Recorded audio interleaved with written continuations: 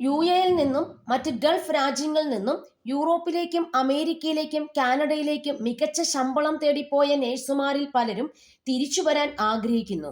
ഗൾഫിൽ, പ്രത്യേകിച്ച് യുഎഇയിൽ വർഷങ്ങളോളം ജോലി ചെയ്ത ഇവർക്ക് യൂറോപ്പിലെയും അമേരിക്കയിലെയും കാനഡയിലെയും ഒക്കെ ജീവിതവുമായി പൊരുത്തപ്പെടാനാകുന്നില്ല. കോവിഡ്-19 കാലാനന്തരമാണ് ഗൾഫ് രാജ്യങ്ങളിൽ നിന്നും നേഴ്സുമാർ കൂട്ടത്തോടെ യൂറോപ്പിലേക്കും അമേരിക്കയിലേക്കും പറന്നത്. കോവിഡിന് ശേഷം നഴ്സിംഗ് മേഖലയിൽ നിരവധി ഒഴിവുകൾ മറ്റ് രാജ്യങ്ങളിൽ നിന്ന് വന്നതാണ് കാരണം. അവിടെ ജോലി ലഭിച്ചെങ്കിലും യുഎഇയുമായി താരതമ്യപ്പെടുത്തുമ്പോൾ പലർക്കും ജീവിതം സുഖകരമാകുന്നില്ല. ജോലി കിട്ടാനല്ല, അത് തുടരാനാണ് കഷ്ടപ്പെടുന്നത്. കഷ്ടിച്ച് 1-2 വർഷം കഴിയുന്നതോടെ ഇവർ മടക്കയാത്ര കൊതിക്കുന്നതായാണ് ഏറ്റവും ഒടുവിൽ ലഭിക്കുന്ന വിവരങ്ങൾ. ഗൾഫ് രാജ്യങ്ങളിൽ നിന്ന് പെട്ടിയും തൂക്കി വിമാനം കയറുന്നതിന് മുൻപേ ഒരു വട്ടം കൂടി ആലോചിക്കണമെന്നാണ് ഇത്തരത്തിൽ ദുബായിൽ നിന്ന് 1 വർഷം മുമ്പേ യുകെയിലെത്തി ജോലി ചെയ്ത് തിരികെ യുഎഇയിലേക്ക് വന്ന മലയാളി നേഴ്സ് പറയുന്നത്.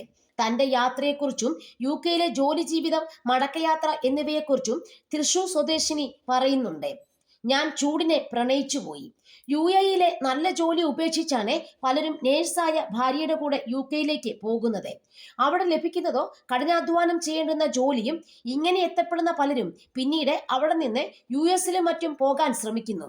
ഇങ്ങനെ യുഎസിലെത്തിയ പലരും എന്നോട് ചോദിച്ചു, നിനക്കും അമേരിക്കയിലേക്ക് ട്രൈ ചെയ്തു കൂടെ എന്ന്. ഞാൻ പറഞ്ഞു, ഇനി ഒരു യൂറോപ്യൻ രാജ്യവും അമേരിക്കയും എനിക്കറിയുകയും വേണ്ട, പരിചയപ്പെടുകയും വേണ്ട. എനിക്കിത് ധാരാളമായി. അത്രമാത്രം മടുത്തു. കാരണം നമ്മൾ ഇതെല്ലാം ട്രൈ ചെയ്തതാണ്. ദുബായിൽ നിന്ന് രക്ഷപ്പെടുന്നതാണ് നല്ലതെന്ന് പലരും പല പ്രാവശ്യം പറഞ്ഞിരുന്നു. സുഹൃത്തുക്കളൊക്കെ പോകുന്നുണ്ടായിരുന്നു. ഇപ്പോഴും തുടരുന്ന ഒരു ട്രെൻഡാണിത്. കുട്ടികൾ ജനിച്ചാൽ അവിടെ വലിയ സാമ്പത്തിക പ്രശ്നങ്ങൾ അനുഭവിക്കേണ്ടി വരും. സാമ്പത്തിക വളർച്ചയുടെ സാധ്യതകൾ തേടിയാണ് ആളുകൾ യൂറോപ്യൻ രാജ്യങ്ങളിലേക്ക് പോകുന്നത്. പിന്നെ വേറൊരു കാര്യം, നാട്ടിൽ നിന്നൊക്കെ വളരെ ദൂരെയാണ് നമ്മളെന്ന തോന്നൽ അനുഭവിക്കേണ്ടി വരും. ഒരു തുരുത്തിൽ ഒറ്റപ്പെട്ട പോലൊരു പ്രയാസം അവിടെയുള്ളവർ മുഴുവൻ അനുഭവിക്കുന്ന ഒരു കാര്യമാണത്. എൻ്റെ ഭർത്താവിന്റെ സഹോദരന്മാർ ലണ്ടനിലുണ്ട്. അവർ ഇടയ്ക്കിടയ്ക്ക് ഫോൺ ചെയ്യും. ദുബായിൽ ഉണ്ടായിരുന്നപ്പോൾ നമ്മൾക്കിങ്ങനെ ഫോൺ ചെയ്യാനുള്ള നേരമില്ലായിരുന്നു. ഭർത്താവിനാണെങ്കിൽ ഡ്യൂട്ടി കഴിഞ്ഞിട്ട് ഒന്നിനും സമയം കിട്ടാറില്ല. പക്ഷെ അവിടെ ചെന്നപ്പോൾ എനിക്ക് കാര്യം മനസ്സിലായി. എനിക്ക് ജോലി കഴിഞ്ഞുള്ള നേരത്തെ വേറൊന്നും ചെയ്യാനില്ലെന്ന്. ഫോൺ ചെയ്യുക മാത്രമേ പരിപാടിയുള്ളൂ. പക്ഷേ നാട്ടിലേക്ക് നിരന്തരം ഫോൺ ചെയ്താൽ അവർക്ക് മടുക്കൂലേ? മാത്രമല്ല അവിടെയാണെങ്കിൽ അവർ പലവക തിരക്കിലായിരിക്കുമല്ലോ. അപ്പോൾ അവിടെ യുകെയിലെ ഷെഫീൽഡിലെത്തിയപ്പോൾ അനിയന്മാർക്കൊക്കെ സന്തോഷമായി. അവിടെ ഈ മേമയുടെ മക്കളുടെ അടുത്ത് ഞങ്ങൾ ഇടയ്ക്കിടയ്ക്ക് ചെല്ലുന്നു, ഒത്തുകൂടുന്നു. അങ്ങനത്തെ ഒരു വൈബുള്ള സാധനം. കാരണം അവിടെ ഓരോ മനുഷ്യന്മാരും ഓരോ മനുഷ്യരെ കിട്ടാനും കാണാനും കാത്തിരിക്കുകയാണ്. ഇവിടെ കുറഞ്ഞപക്ഷം മലയാളി സംസ്കാരമുണ്ട്, നമ്മുടെ ഒരു ജീവിതമുണ്ട്. നമുക്ക് നാട് മിസ് ചെയ്യില്ല. നമുക്ക് ഇവിടെ ഓക്കെയാണ്. ഞങ്ങൾ ഇവിടെ തിരിച്ചു വന്നു. ഒരു ദിവസം കൊണ്ട് ഷെഫീൽഡിലെ റൂം പോലും മറന്നു. ഞങ്ങൾ കുറേയേറെ വർഷം യുഎഇയിൽ ജീവിച്ചിട്ടും ഇവിടുത്തെ ദേശീയ ആഘോഷങ്ങളിൽ പോലും പങ്കെടുത്തിട്ടില്ല.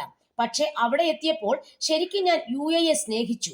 ഞാൻ ഭർത്താവിനെ യുകെയിലേക്ക് കൊണ്ടുവരികയാണെന്ന് പറഞ്ഞപ്പോൾ കൂട്ടുകാരി എന്നോട് ചോദിച്ചു, എങ്ങനെയുണ്ട് ചേച്ചി അവിടുത്തെ ജീവിതമെന്ന്. അപ്പോൾ ഞാൻ ഒരു കാര്യം മാത്രം പറഞ്ഞു, ഞാൻ ചൂടിനെ പ്രണയിച്ചു പോയി. അത്രമാത്രം അവിടെ തണുപ്പാണ്. വെള്ളമില്ലായ്മയിൽ നിന്നും വെള്ളത്തിലേക്ക് വന്ന സന്തോഷം. ടോയ്ലറ്റിൽ വെള്ളം ഉപയോഗിക്കാത്തതാണ് ഞാൻ നേരിട്ട മറ്റൊരു പ്രശ്നം. അവിടെ എപ്പോഴും മഴയാണെങ്കിലും ടോയ്ലറ്റിൽ വെള്ളം ഉപയോഗിക്കാൻ പറ്റാത്തത് ഇത്രയും കാലം ശീലിച്ചു വന്നതിൽ നിന്നുള്ള മാറ്റമായതിനാൽ പ്രയാസകരമായി. അത്തരം ടിഷ്യൂ കൾച്ചറുമായി പൊരുത്തപ്പെടാൻ കഴിയാത്തത് ന്യൂനതയായി. തണുപ്പിനെ വല്ലാതെ വെറുത്തുപോയ ദിനങ്ങളായിരുന്നു അവിടുത്തേത്. അപ്രതീക്ഷിത കാലാവസ്ഥാ മാറ്റമാണിവിടെ. 5-6 മാസം കഴിഞ്ഞ് ഞാൻ ഭർത്താവിനെ കൂട്ടിക്കൊണ്ടു പോകാൻ യുഎഇയിൽ വന്നപ്പോൾ കണ്ട പ്രധാന വ്യത്യാസങ്ങളാണ് ഇവയെല്ലാം. കുറച്ചു കാലം കൂടി അവിടെ നിന്നിരുന്നെങ്കിൽ ഒരുപക്ഷെ ഈ സംസ്കാരങ്ങളുമായെല്ലാം എനിക്ക് പൊരുത്തപ്പെടാൻ കഴിഞ്ഞേനെ. പക്ഷേ അതുവരെ പിടിച്ചു നിൽക്കാനുള്ള മനസ്സ് ഇല്ലായിരുന്നു. ഞങ്ങൾ താമസിച്ചിരുന്ന യുകെയിലെ ഷെഫീൽഡ് ഒരു കുന്നിൻ പ്രദേശമാണ്. ഭർത്താവ് അവിടെ എത്തിയ ശേഷം ആ സ്ഥലവുമായും കാലാവസ്ഥാ വ്യതിയാനങ്ങളും ഒക്കെയുമായി ഒത്തുപോകാൻ ഏറെ പ്രയാസപ്പെട്ടു. അദ്ദേഹത്തെ പിന്തുണയ്ക്കേണ്ടത് എൻ്റെ കൂടി കടമയാണ്. കൂടിയാണല്ലോ. എത്ര വഴക്കും സൗന്ദര്യപ്പിണക്കവും ഉണ്ടായാലും ഇത്തരം സന്ദർഭങ്ങളിൽ പിന്തുണച്ചേ തീരൂ. സാധാരണയായി കുറേയേറെ സംസാരിക്കുന്ന ഒരാൾ വെറുതെ വീട്ടിലിരിക്കുന്ന അവസ്ഥ ഖേദകരമാണ്. അതുകൊണ്ട് കൂടിയാണ് ഞങ്ങൾ മടങ്ങി വരവ് തീരുമാനിച്ചത്. ഭർത്താവും ഞാനും ഒരുപോലെ ചിന്തിക്കുന്നവരാണ്. ഇത്തരം കാര്യങ്ങളിൽ ഞങ്ങൾ ഒന്നിച്ചാണ്. നിശ്ചയദാർഢ്യത്തോടെ മുന്നോട്ട്. ഞാൻ BSc നഴ്സിംഗ് കഷ്ടപ്പെട്ട് പഠിച്ചതാണ്. എൻ്റെ മക്കളെ പോലും എനിക്ക് 2 വർഷം നന്നായി നോക്കാൻ സാധിച്ചിരുന്നില്ല. എനിക്കിവിടെ തിരിച്ചു വന്ന് വീണ്ടും ജോലിക്ക് അപേക്ഷകൾ അയക്കാൻ കഴിഞ്ഞത് ഈ ബിരുദം ഉള്ളതുകൊണ്ടാണ്. BSc ഇല്ലായിരുന്നെങ്കിൽ തിരിച്ചുവരവ് പോലും പ്രതിസന്ധിയിലായേനെ. ഭർത്താവിന്റെ നിർദ്ദേശപ്രകാരം ഞാൻ അവിടെ നിന്ന് വെറുതെ ഒന്ന് പരീക്ഷിച്ചു നോക്കിയതാണ്. അത് വിജയകരമായപ്പോൾ ഭയങ്കര സന്തോഷവും ആത്മവിശ്വാസവും കൈവന്നു. ഒടുവിൽ ഒരു ദുഷ്കര ഘട്ടത്തിൽ ഞങ്ങൾ ആ തീരുമാനമെടുത്തു. UAE-യിലേക്കുള്ള മടക്കയാത്ര. ജീവിതത്തിൽ വെല്ലുവിളി ഏറ്റെടുക്കാൻ നമ്മൾ തയ്യാറാകണം. ചില സാഹചര്യങ്ങൾ നമ്മെ അത്തരത്തിൽ പരുവപ്പെടുത്തിയെടുക്കും. UAE-യിൽ തിരിച്ചെത്തിയ ശേഷം പലയിടത്തും നഴ്സിംഗ് ജോലിക്ക് അപേക്ഷ നൽകി. ഇത്രയും കാലത്തെ പരിചയസമ്പത്ത് അതിന് തുണയ്ക്കുമെന്ന് കരുതി. അധികം വൈകാതെ പ്രമുഖ ആശുപത്രി ജോലി ലഭിച്ചു. അഥവാ ഇവിടെ ജോലി ലഭിച്ചില്ലെങ്കിൽ നാട്ടിലേക്ക് മടങ്ങിപ്പോയി അവിടെ ജോലി ചെയ്യാനാണ് ആഗ്രഹിച്ചിരുന്നത്. ഭർത്താവാണെങ്കിൽ തന്റെ മേഖലയിൽ വീണ്ടും സജീവമാകണമെന്നാണ് തീരുമാനിച്ചത്. കഫി ഖുഷി കഫി ഗം, എന്റെ ഇന്ത്യ എന്ന് പറഞ്ഞ് കരഞ്ഞു. മലയാളത്തെയും മണ്ണിനെയും സ്നേഹിക്കാൻ പഠിപ്പിക്കുന്ന ഒരു കുടുംബത്തിലെ അംഗമാണ് ഞാൻ. അതുകൊണ്ട് തന്നെ എനിക്ക് നാട് വല്ലാണ്ട് മിസ്സാകുകയായിരുന്നു. ഷെഫീൽഡിൽ TV-യിൽ കഫി ഖുഷി കഫി ഗം എന്ന ഹിന്ദി ചിത്രം കാണുകയായിരുന്നു ഞാൻ. ഒരിക്കൽ കാജോൾ സ്കൂളിൽ ഇന്ത്യ ദേശീയഗാനം കേൾക്കുമ്പോൾ കരയുന്ന രംഗമുണ്ടതിൽ. എന്റെ ഇന്ത്യ എന്ന് പറഞ്ഞ് ഞാനും അപ്പോൾ കരഞ്ഞു. മക്കൾ ജനിക്കുമ്പോൾ തന്നെ ഇംഗ്ലീഷ് പറയണമെന്നും അതിലാണ് സ്റ്റാറ്റസ് എന്നുമൊക്കെയുള്ള ചിന്താഗതി നമുക്ക് വേണ്ട. കുട്ടികൾ നമ്മൾ വളർത്തും പോലെ മതി. പക്ഷേ കുട്ടികൾ സ്കൂളിൽ ഹാപ്പി ആയിരുന്നു. വളരെ നല്ല അന്തരീക്ഷമാണ് കുട്ടികൾക്ക്. എങ്കിലും ഇംഗ്ലീഷ് സംസ്കാരത്തിലേക്ക് അവർ വഴിമാറുമെന്ന കാര്യത്തിൽ സംശയമില്ലായിരുന്നു. കുട്ടികൾക്ക് വലിയ സ്വാതന്ത്ര്യമാണ് അവിടെ. 18 വയസ്സ് കഴിഞ്ഞാൽ സ്വതന്ത്രരാക്കുക എന്നത് സാധാരണ കാര്യം. അല്ലാതെ മാതാപിതാക്കളുടെ കൂടെ താമസിക്കുക എന്നത് നാണക്കേടാണ്.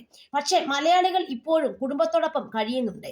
എൻ്റെ ഒരു ബന്ധു വീട്ടിൽ ചെന്നപ്പോൾ അവിടുത്തെ പയ്യൻ പറയുകയാണ്, അടുത്ത വർഷം ഞാൻ ടീനേജ് ആകാൻ പോവുകയാണ്, അതോടെ മാറി താമസിക്കുകയാണെന്ന് പറഞ്ഞു.